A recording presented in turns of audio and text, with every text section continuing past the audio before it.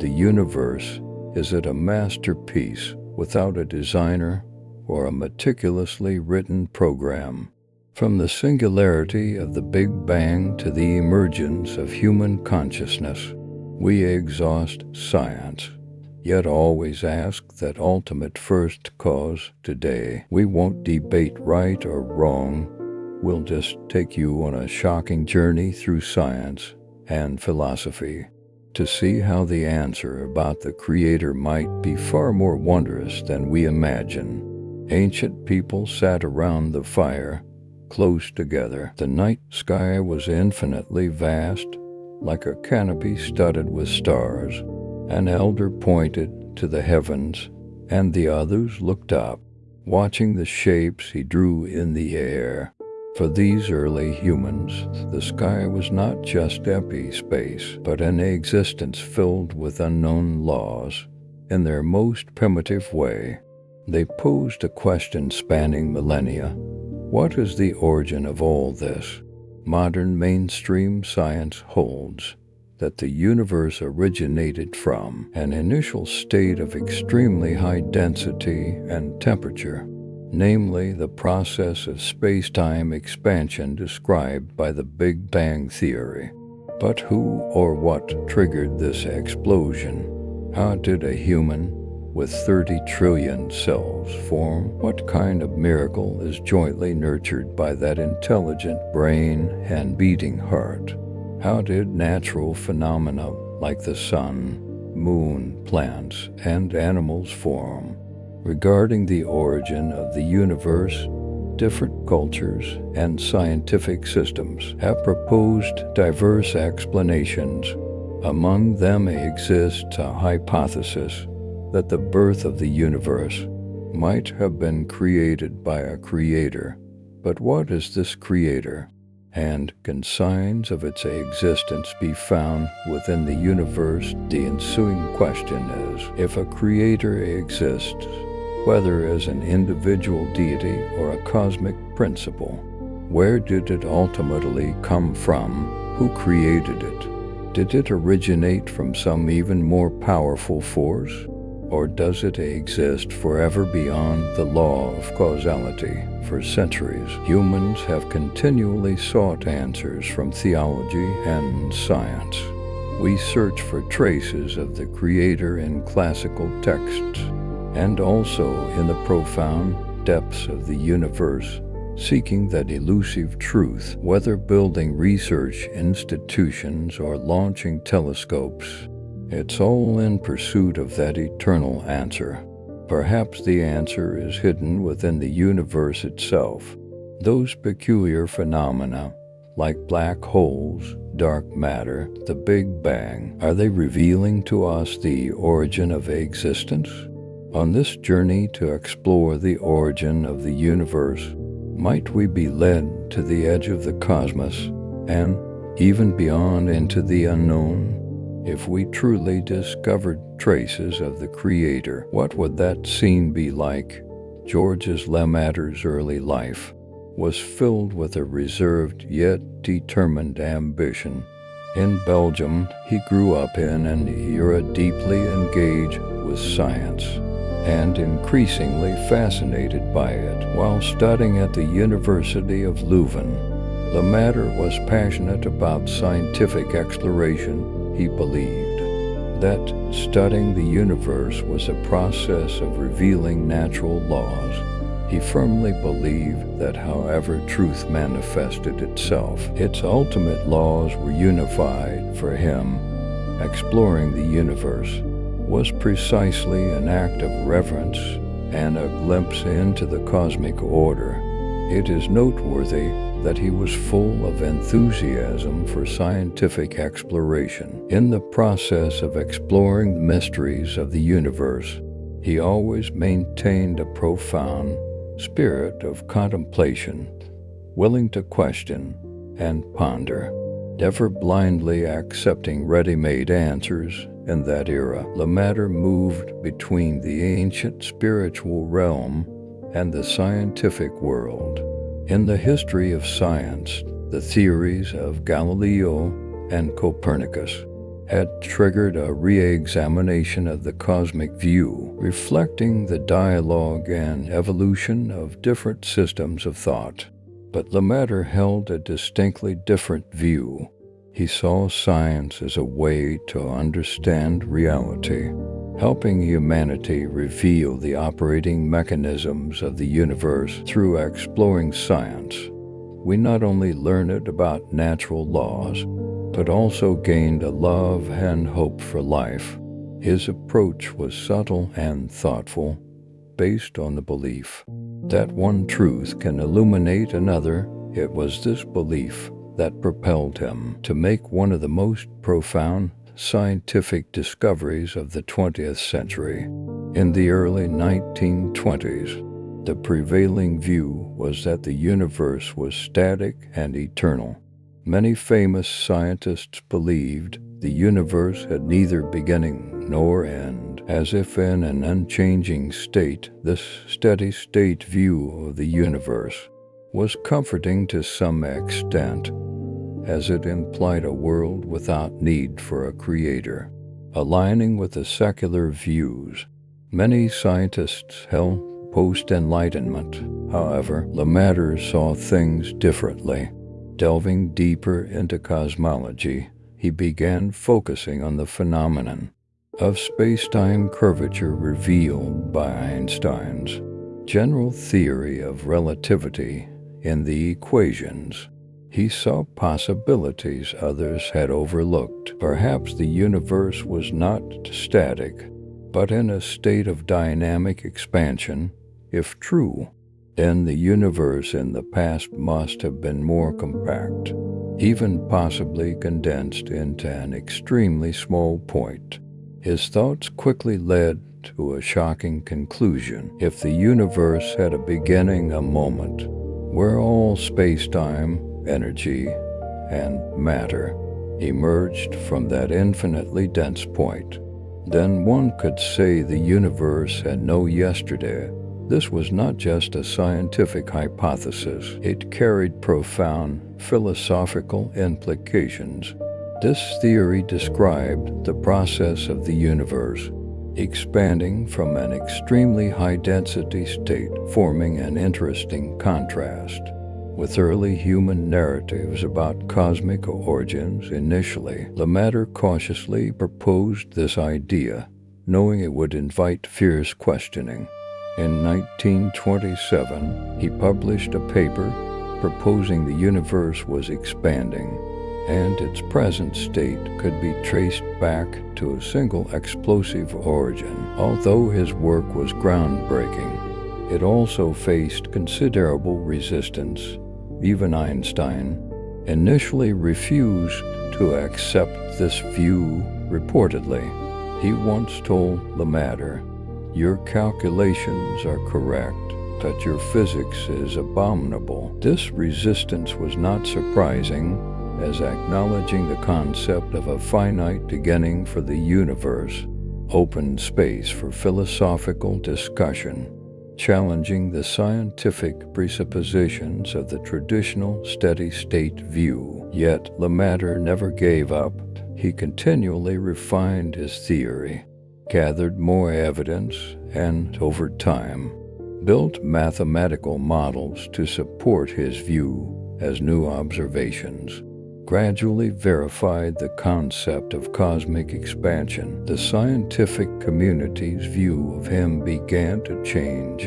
In 1929, observations by American astronomer Edwin Hubble discovered that galaxies were generally moving away from each other, providing empirical evidence that the universe was expanding. This laid a solid foundation for Lemaitre's theory. Ironically, the term Big Bang was initially coined by astronomer Fred Hoyle, mockingly, as he was a staunch opponent of the theory. However, as more and more evidence supported this view, the name and the theory ultimately remained, and by the mid-20th century, became the mainstream model explaining the origin of the universe For Lemaitre, this was not only a huge scientific breakthrough, but also validated his belief that science and philosophy could illuminate each other. He did not attempt to use the Big Bang to prove the necessity of some ultimate existence, but saw it as a path to understanding cosmic evolution. He carefully maintained a clear boundary between scientific research and philosophical speculation, but his discovery deepened his exploration of cosmic origins. Belief propelled him to continue research in both science and philosophy. Lemaitre first proposed the theory of cosmic expansion in 1927. About 40 years later, Stephen Hawking completed his doctoral research on the origin of the universe at Cambridge University. Since ancient times, this question has perplexed countless scholars. As a 20th century cosmologist, Lemaitre's research prompted the scientific community to re-examine the origin of the universe, simultaneously reflecting the richness of the intersection of science and humanities. As for Hawking, his path of exploration went in a completely different direction. When he proposed the no-boundary model decades later, his view on the existence of a first cause stood in stark contrast to his predecessors. Hawking's personal experience was as complex as his theories. In 1963, at just 21 years old, he was diagnosed with amyotrophic lateral sclerosis ALS, a fatal disease doctors believed would give him only a few years to live. His struggle with fate not only defied their predictions, but also completely revolutionized our understanding of the universe. Hawking's theoretical models tended to explain the origin of the universe from the standpoint of natural laws, advocating the self-sufficiency of physical laws. His no-boundary proposal was one of his grandest conceptions, aiming to explore the fundamental question of cosmic origins. To understand this theory, one must delve into the structure of space-time. According to Einstein's general theory of relativity, gravity is not just a force, but a curvature of space-time caused by mass and energy under extreme conditions, such as near black holes or at the moment of the Big Bang. This curvature becomes so severe that traditional physics no longer applies. Hawking also made significant contributions to black hole research. He showed that black holes are not completely black, but radiate energy, a phenomenon now known as Hawking radiation. This discovery triggered his further contemplation on the question of cosmic origins. Lemaitre described the universe expanding from an extremely dense starting point. Hawking sought to explore whether the universe could completely avoid such a starting point. Collaborating with James Hartle, Hawking proposed a no-boundary model, a theory constructed based on the principles of quantum mechanics. In this model, the universe does not begin from a single point, but starts from a smooth, finite state. Think of it this way: when you travel north, you eventually reach the North Pole, but the North Pole is not the edge or boundary of the Earth. It's simply a place where the concept of north loses meaning. Similarly, in Hawking's model, at the origin of the universe, time behaves similarly to a spatial dimension. Going back in time, one doesn't encounter a boundary or beginning, but rather a smoothly curved geometry that naturally blends with space. Hawking used the mathematical concept of imaginary time to explain this transition, treating time as a space-like dimension. As he said, Such a universe has neither a definite beginning nor an end, markedly different from the traditional view that the universe has a definite start. In A Brief History of Time, he described how the universe could generate itself according to the laws of quantum mechanics. This conception deeply influenced his view of the universe and the role of a creator. Within the framework of quantum gravity theory, Hawking proposed that the universe could form spontaneously through quantum fluctuations, its boundary conditions determined self-consistently by physical laws without presupposing external initial conditions. He believed it was natural laws like gravity that enabled the universe to spontaneously arise from quantum fluctuations. For him, the elegance of the no-boundary proposal lay in its self-sufficiency. It depicted a universe entirely governed by physical laws, laws that naturally and inevitably arose from the fundamental principles of quantum mechanics. However, not everyone fully accepted Hawking's conception of a self-creating universe.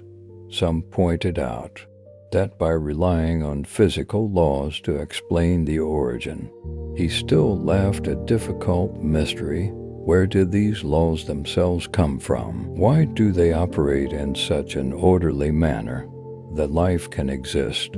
If the universe is compared to a vast machine, even the most advanced machine requires a designer to set the rules. From this perspective, Hawking's theory seemed not to entirely eliminate the need for a deeper explanation, but merely elevated the mystery to a higher level. In 2010, in The Grand Design, Hawking proposed that quantum fluctuations under no boundary conditions could prompt the universe to evolve spontaneously. This bold claim sparked widespread debate in scientific and philosophical circles. Among them, Oxford mathematician and philosopher of science John Lennox argued that Hawking's explanations still fail to answer some key questions. John Lennox was born in 1943 in Northern Ireland. When Lennox encountered Hawking's argument that the universe could create itself, he believed this statement went beyond traditional philosophy, touching upon fundamental issues of logic. Hawking asserted that physical laws, especially gravity, could cause the universe to arise spontaneously from nothing. But in Lennox's view, this assertion was self-contradictory.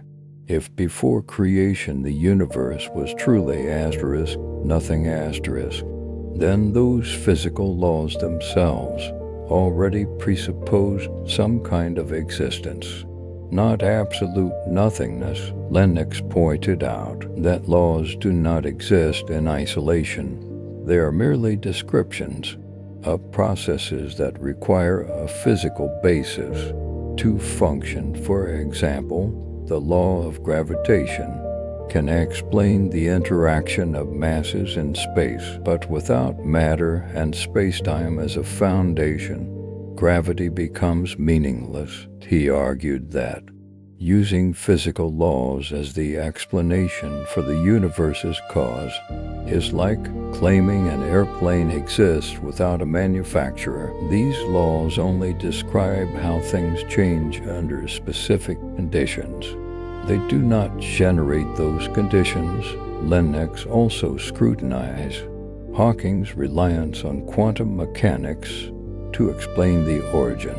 He believed that although the no-boundary proposal offered an elegant mathematical solution, it still relied on a pre-existing quantum state governed by specific laws. This model, while avoiding a traditional beginning, did not eliminate the dependence on initial conditions, in other words, explaining the origin via a quantum wave function.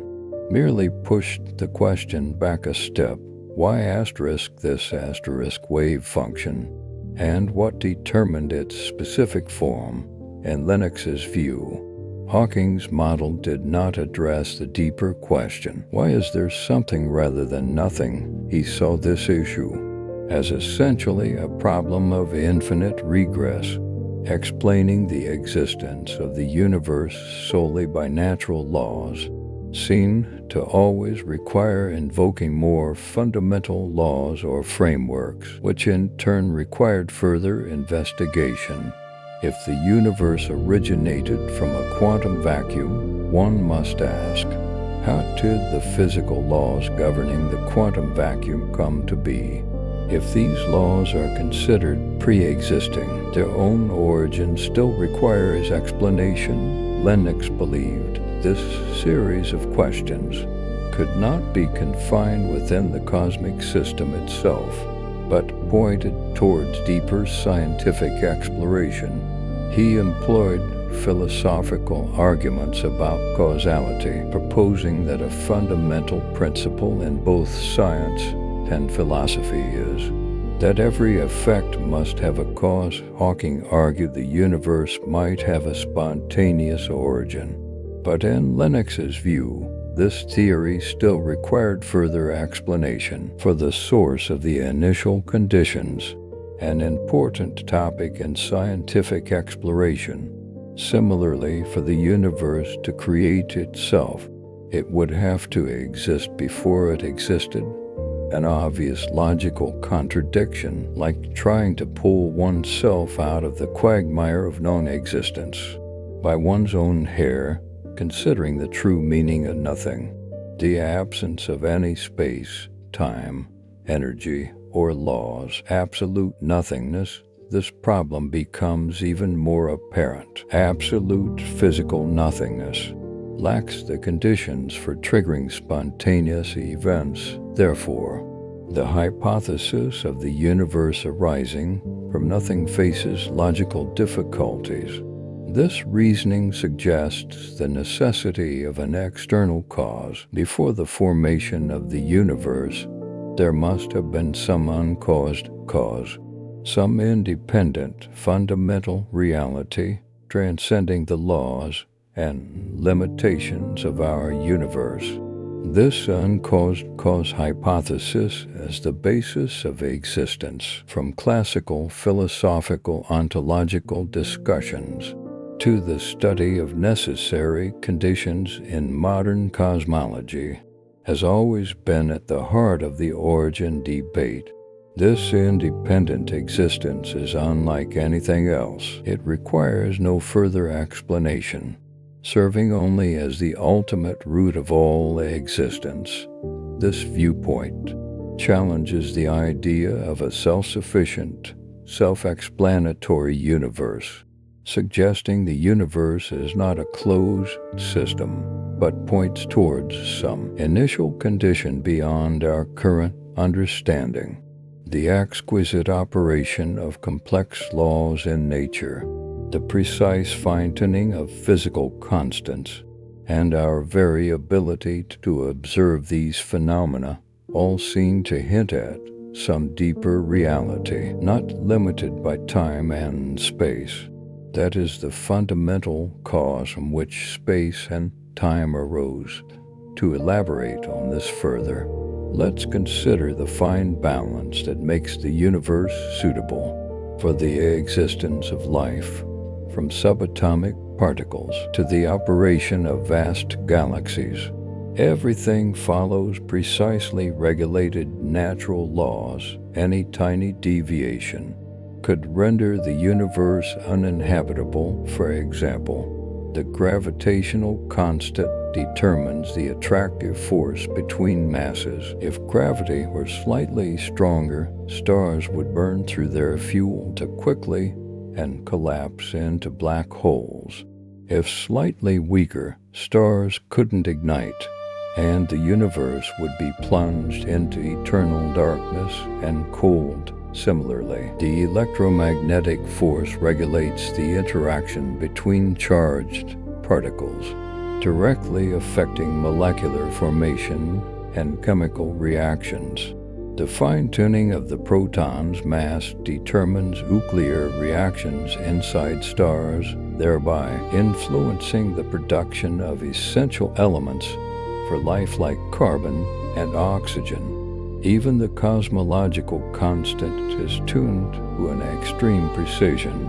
If expansion were too fast, matter would disperse before forming galaxies. If too slow, the universe would collapse back on itself. All these constants are in an extremely delicate state of balance, as if the universe is sitting on a knife's edge, precisely regulated to allow for complex structures, even life, to emerge. Another impressive example is the immense strength of the strong nuclear force. This force binds protons and neutrons tightly together in the atomic nucleus. If this force were slightly weaker, atomic nuclei couldn't remain stable, and the universe might contain only hydrogen. Conversely, if it were slightly stronger, stars would consume their nuclear fuel too rapidly, and the possibility of life would vanish. This special combination of physical constants raises questions. Why are the universe's parameters that support life just within the critical range? This seemingly irreconcilable coincidence is the so-called fine-tuning problem. For decades, it has fascinated physicists and philosophers alike. Some scientists, like Max Tegmark, propose that perhaps our universe is just one among many, each with its own different laws and constants. The multiverse hypothesis is one theory discussed in the scientific community regarding the fine-tuning problem. Its verification depends on future advances in observational technology. The complex structure and exquisite balance of the universe have sparked diverse discussions in the scientific community about the origin question, including the self-consistency of natural laws, quantum field theory hypotheses, etc. Renowned astrophysicist Sir Martin Rees believes the emergence of life is not pure chance, but built upon extremely specific conditions. Rees and other cosmologists have long emphasized that the fine structure of the universe cannot be explained by chance alone, but requires deeper scientific exploration. Paul Davies has proposed that cosmic laws might have transcended deep principles. He believes the precision of natural laws might suggest some organizational principle beyond the universe. This line of thought highlights that the universe's incredibly precise legal system and its ability to create conditions for life's evolution both point to a fact that is not coincidental. In fact, the fine-tuning problem has prompted various hypotheses about the origin of the universe, including scientific models and philosophical reflections. As our understanding of the universe deepens, we find that even tiny changes to its constants would make life impossible. This undoubtedly suggests that the universe was purposefully created. In other words, the special values of the universe's physical constants have sparked scientific discussion about the mechanisms of cosmic evolution, including theoretical models like the multiverse hypothesis and the anthropic principle. These studies are all based on the self-consistency of natural laws. Francis Collins, a physician and geneticist who served as the director of the National Institutes of Health, is famous for leading the Human Genome Project. Beyond his outstanding scientific contributions, Collins has publicly discussed the intersection of science and humanities, emphasizing that exploring the mysteries of the universe requires multidimensional perspectives. He believes the fine-tuning of the universe reflects the precision and complexity of natural laws. He has argued that the structure of DNA, the complexity of life, and the subtle balance of cosmic physics are not blind accidents, but reflect the exquisite regulation of natural laws. From Sir Roger Penrose to Alan Goh, scholars acknowledge the remarkable precision exhibited by the cosmological constants. For instance, the probability of our current existence is extremely low, and the universe being in such a finely tuned state could not have arisen by chance alone. The exquisite balance of physical constants in the universe has prompted in-depth scientific discussion on the origin question, such as the multiverse hypothesis or the self-consistency of natural laws. However, even with increasing evidence suggesting the existence of a creator, a confusion still remains. If the universe needs a creator, then who created that creator?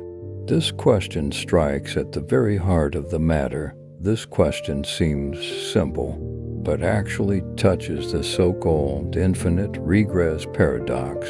The core of the infinite regress problem lies in the applicability of the law of causality. One of the fundamental assumptions of scientific research is that causal relationships exist between phenomena. It is this chain of causality that forms the basis of our explanations, from atomic motion to the cosmic world. Yet, when this idea is applied to the origin of the universe, we face a difficult dilemma.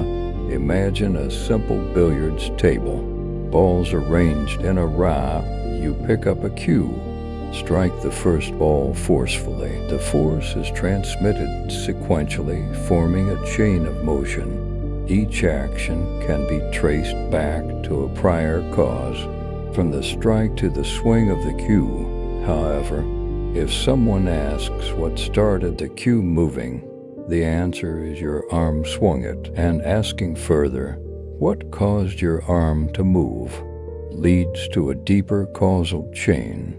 Continuing this line of questioning, we fall into infinite regress, unable to find the ultimate starting point. Applying this concept to the universe itself, if every phenomenon, from star formation to the evolution of all things, depends on a prior cause, then the source of the initial conditions becomes the core problem. According to the law of causality, everything must have an explanation. But if every cause depends on another prior cause, how can we ever find the very first one? If we keep asking, we eventually fall into an infinite loop, never finding that first cause. The Big Bang Theory is often cited as evidence for a cosmic beginning, but it also raises the question, what triggered the Big Bang? And what provided the conditions for the Big Bang to occur? And if the causal chain has no end, then this chain seems to have no true starting point. For some philosophical viewpoints, this paradox suggests that if some initial force is the origin of everything, then what is the source of this force itself? This question, while seemingly logically valid, also reflects the limitations human thinking faces when trying to transcend dimensions of time and space. And exploring answers, one begins to focus on the concept of a necessary existence. This idea originates from classical philosophy, arguing that not everything must have a cause. Most things in the universe exist contingently. A tree depends on sunlight, water, and soil. A planet depends on gravity and physical laws, however. If everything is merely contingent, that would mean some existences lack a solid foundation. In contrast, a necessary existent is self-existent, not dependent on external causes, the so-called uncaused cause. To further explain the resolution of the infinite regress problem, in the scientific field, there also exist some fundamental, irreducible laws. For example, the laws of thermodynamics and physics describe energy conservation and entropy increase. These laws are considered the cornerstone of physical reality, not derivable from deeper levels. Similarly, concepts like zero and infinity in mathematics, while not fully explainable, are crucial for constructing mathematical systems. These examples show that some fundamental truths may transcend simple causal derivation. The infinite regress argument often assumes an endless chain of time, continually traced backward, but modern cosmology indicates that time seems to have a beginning. Space-time was born in the Big Bang. If time started with the Big Bang, then the law of causality, as we know it, might not apply to the state before the universe's existence. This aligns with the philosophical view that a creator exists beyond the time dimension, as the source of space-time itself. Synthesizing these thoughts, the infinite regress paradox should not be seen as a logical flaw, but as a window into the nature of ultimate reality. The question, who created the creator, seems natural, but it mistakenly places the creator within the same causal framework as the universe. If the creator constitutes the foundation of the space-time framework, then asking for the cause of the creator loses physical meaning. Like discussing events before the birth of time, scientific exploration allows us to continually reveal the laws governing the universe's operation, but regarding the ultimate origin, multiple different theories still exist. Some argue that proposing a creator as the uncaused cause is actually evading the problem, not truly solving it. Critics ask, why must the causal chain end with a creator? Why can't the universe itself be considered the necessary entity? Scottish Enlightenment philosopher David Hume questioned whether it is valid to generalize from observed local causality to the origin of the entire universe. Hume pointed out that our understanding of causality comes only from experience, and we have no direct experience of the universe's creation process. Therefore, any claim about its cause, including the existence of a creator, inevitably carries an element of speculation. Hume's skepticism further shook the premise in the infinite regress paradox that assumes the universal applicability of the law of causality. From a scientific perspective, some theories attempt to resolve this paradox with models that don't require a cause. For example, in quantum mechanics, there is the phenomenon of events occurring without a specific cause. Some cosmological theories, like the multiverse hypothesis, suggest our universe might have arisen from a series of processes, not dependent on a single cause. Furthermore, some physicists and philosophers propose cyclical or eternal universe models, arguing that the universe operates in cycles of expansion and contraction, thus avoiding the need for a definite starting point. These views challenge the traditional philosophical interpretation of the causal paradox. suggesting the universe might itself be eternal and self-sustaining. Another point of contention is that the universal principle of causality is constructed based on concepts of time and space. Under the extreme conditions of the universe's origin, the applicability of traditional causality remains a topic of scientific discussion. This weakens the argument that the causal chain requires an ultimate explanation. All these arguments are built on a key assumption that if an ultimate cause exists, the creator should be considered a personal and intelligent being similar to life as we understand it. However, if this assumption does not hold, the creator or ultimate reality might not be a personal being at all, but a more fundamental essence or law. Spinoza argued that the universe is a self-consistent entity, its natural laws manifesting its inherent regularity. For him, the essence of the universe was not some external force, but the direct expression of its own laws and structure. Everything from stars, planets, galaxies, to the natural laws governing gravity, electromagnetism, and the strong and weak nuclear forces belongs to this cosmic essence. In other words, the universality of natural laws and the complexity of the universe inspire profound human contemplation about the nature of existence. In this view, the Creator is not a human fabrication, but the eternal expression of natural laws. Gravity, the laws of thermodynamics, the principles of quantum mechanics, and the nature of light are not just accidentally existing rules, but part of the universe's fundamental nature. The universe operates according to these laws, just as a fine work of art is constituted by its internal order. Furthermore, Spinoza's thought also profoundly influences our understanding of time, space, and existence.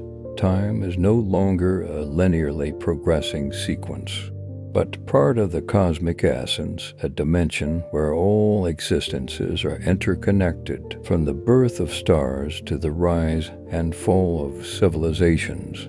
All reflect the unfolding of a certain natural order, not random events. Precisely because of this, our lives should not be seen as accidental, but as part of this grand natural plan. Human thought, behavior, and consciousness are inextricably linked to the precise regulation of natural laws.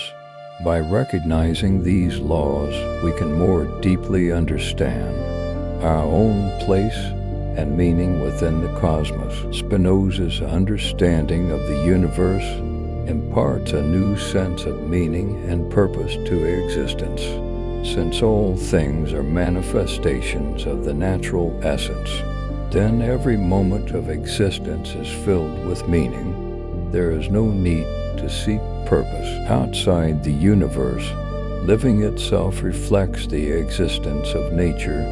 Human actions are interconnected with the evolutionary laws of the cosmos. Scientific exploration reveals how natural laws shape the complexity of existence. Thus, the pursuit of knowledge also transforms into a kind of spiritual pursuit. Studying the universe, exploring natural laws, is essentially interacting with that cosmic order which sustains the universe. Scientific exploration, stellar research, and the understanding of physical laws help humanity gain a deeper knowledge of the universe's nature. As our understanding of the universe continuously deepens, our knowledge of its essence increasingly grows. Science, philosophy, and spirituality are not isolated pursuits, but multiple paths engaging in dialogue with that ultimate truth. The interconnectedness of all things in the universe also inspires humility, since all existence is part of the same cosmic essence. Then humanity is not the center of the universe, but merely one part of this vast, tightly interconnected system. Our thoughts and existence are equally subject to the same cosmic laws that govern everything else in the universe. From this perspective, we are not separate from nature, but united as one. Understanding nature should be built upon humility and awe towards the cosmic order that governs it. Ultimately, the universe reflects the natural laws that underpin everything. There is no separation between the fundamental and the phenomenal, because everything is part of the same system. Natural laws, cosmic structure, even particle behavior are all manifestations of that natural law. This law-constituted foundation of all things makes the universe no longer a random combination of matter and energy, but a unified whole governed by rational laws. As our understanding of these laws deepens, we gradually reveal the truth, the fundamental nature. Spinoza's thought was revolutionary not only in content, but also in its far-reaching influence. His views eliminated the reliance on a personal, intervening deity, providing a new foundation for scientific and philosophical exploration of the natural world. Spinoza's holistic philosophy offered scientists a new perspective for understanding natural laws. For instance, Einstein referenced his ideas when discussing the rational nature of the universe, but he made clear that what he admired was the kind of deity that revealed the order and harmony in existence. In fact, Einstein repeatedly and explicitly opposed the concept of a personal God. In a 1929 letter, he wrote, "I believe in Spinoza's God, who reveals himself in the orderly harmony of what exists." In a 1954 letter to philosopher Eric Gutkind, he stated even more bluntly that certain classical texts were written by people bearing the characteristics of early cultural legends. Einstein's spiritual foundation lay in awe for the order and rationality of the cosmos, far transcending simplistic abstractions based on anthropomorphism. This view found resonance with Carl Sagan, the renowned astrophysicist and science communicator whose perspective on the cosmos was deeply influenced by the philosophies of Spinoza and Einstein.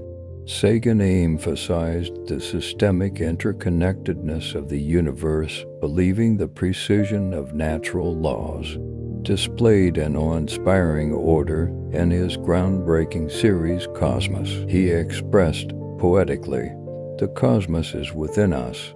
We are made of star stuff. We are a way for the cosmos to know itself." For Sagan, the fundamental was not some entity, but a way to describe the profound connection between humanity and the universe. The statement, "We are made of star stuff," reflects the scientific fact that the elements constituting us were forged in the cores of stars. This cosmic heritage links humanity to the grand story of the vast universe, echoing Spinoza's vision of the unity of all things in a single eternal substance. Sagan's concept of the cosmos knowing itself can be seen as an extension of Spinoza's thought, suggesting that through human consciousness, the universe gains reflective knowledge of its own nature. This viewpoint imparts a spiritual dimension to scientific exploration, viewing the human process of exploring the universe as the embodiment of the universe's intrinsic self-awareness.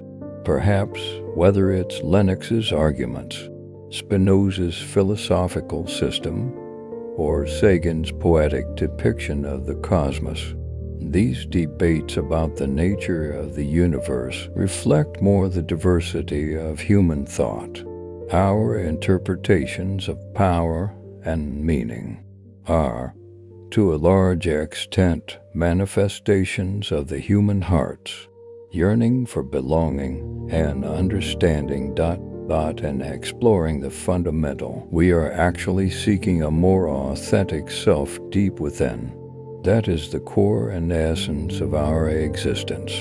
As Carl Jung revealed, shadows dance on the ceiling, flickering with a light that only restless souls can project. Jung was not just a scientist, but an explorer of the psyche. Wandering in the endless labyrinth of the mind, he posed an eternal question. Why do we constantly strive to transcend ourselves? He believed that the ideas we believe in and the stories we hold true are not arbitrary fabrications, but reflect deep-seated archetypes rooted in the collective unconscious. These archetypes are not only active within us, shaping our vision, but also subtly influence our way of seeking meaning. Try to imagine this scene. You stand at the edge of a vast, boundless ocean. In the distance, waves surge beyond what the naked eye can capture, and beneath this expansive water's surface lies hidden a collective unconscious, both vague and mysterious, ancient and profound. In Jung's view, this ocean is not without order. It has flow, movement, and unique forms, and the archetypes lurking in the depths swim freely like whales. Though hard to see, they cannot be ignored. They symbolize the foundational points of human experience, such as the mother, the hero, even the archetype of the deity itself. Jung wasn't just sitting in an armchair, weaving dreams with metaphors. His thoughts stem from his own life experiences, patience, and struggles. Once a woman came to him, telling of a recurring dream. In the dream, a radiant, godlike figure handed her a golden cup. She woke up in a cold sweat, heart filled with confusion, not knowing what this dream portended. For Jung, the golden cup was not just a prop in the dream, but a symbol, an archetype. It might represent the pursuit of something higher, a deeper direction, the human heart's yearning to connect with a power beyond itself, the need to find meaning in chaos, he believed. These archetypes exist universally in everyone's inner world, yet are also distinctly personal. They are not just great ideas floating in the cosmos, but intimately connected to the psychological depths of each individual.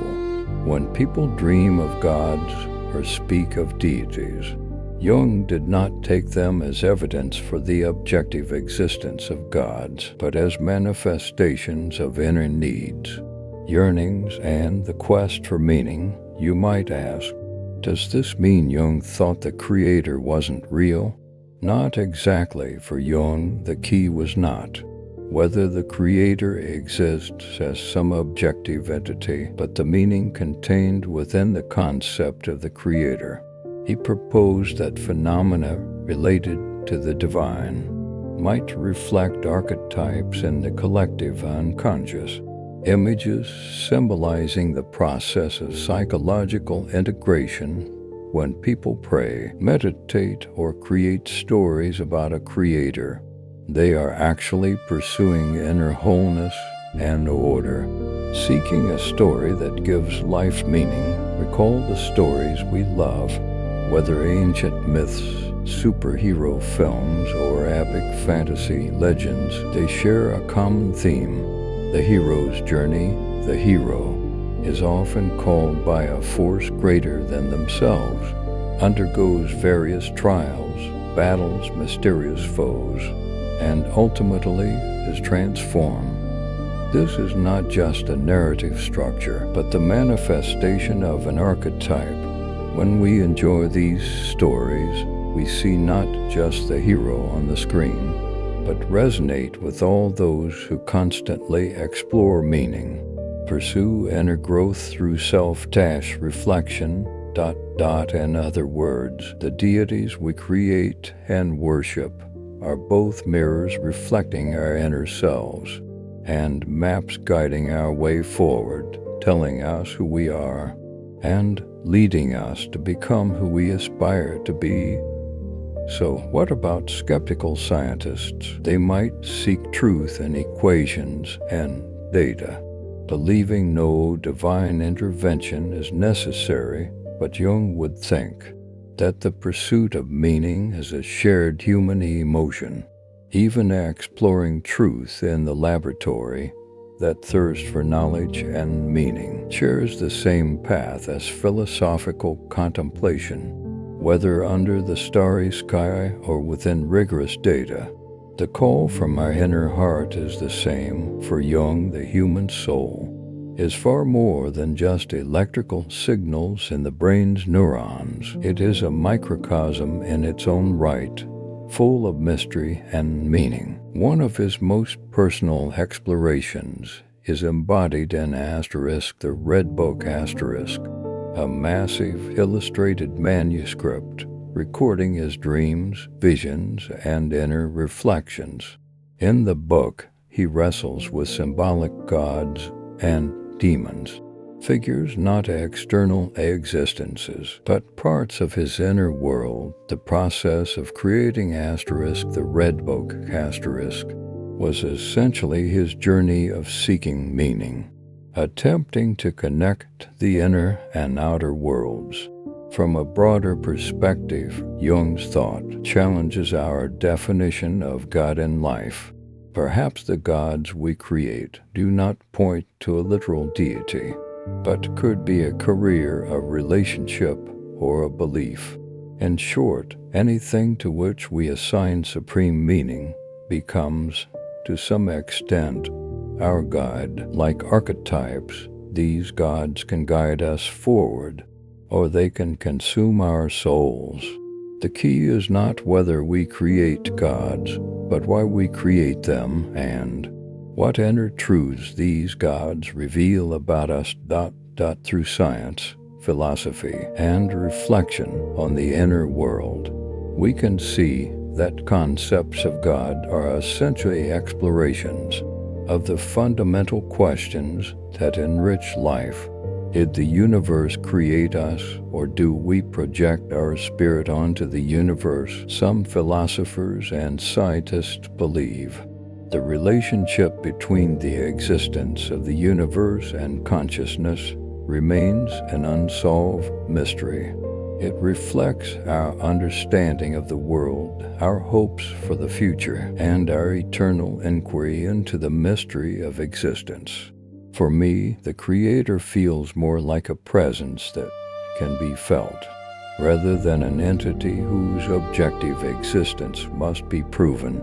Humanity's exploration of the cosmic essence includes both the revelation of scientific laws and diverse reflections from fields like philosophy and art.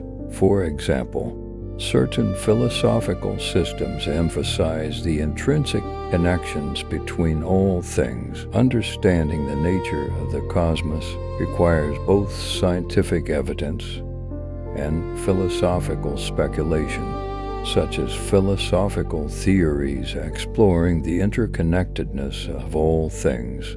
When we truly understand that I am not merely a body, not merely thought, but a part of that natural soul, we will find that eternal supreme truth has long been shining its light within every human heart. All right, my friend, let's pause our conversation here tonight on the mysteries of the universe. Now, allow me to press pause for you. Set aside all thoughts and inquiries, and simply, quietly be in this moment. From here, my voice will fade away, leaving only the silent tapestry of the cosmos and a carefully chosen piece of pure music tuned to 432 Hz. Science suggests this frequency resonates deeply with the natural vibrations of the universe and the rhythm of life itself, soothing your nervous system and guiding you into deep relaxation. Now, find your most comfortable position. Gently close your eyes or let your gaze rest softly upon the stars. May you release all weariness from the world, letting your consciousness drift on the waves of music, floating into boundless tranquility. Good night, sweet dreams, until we meet again among the stars.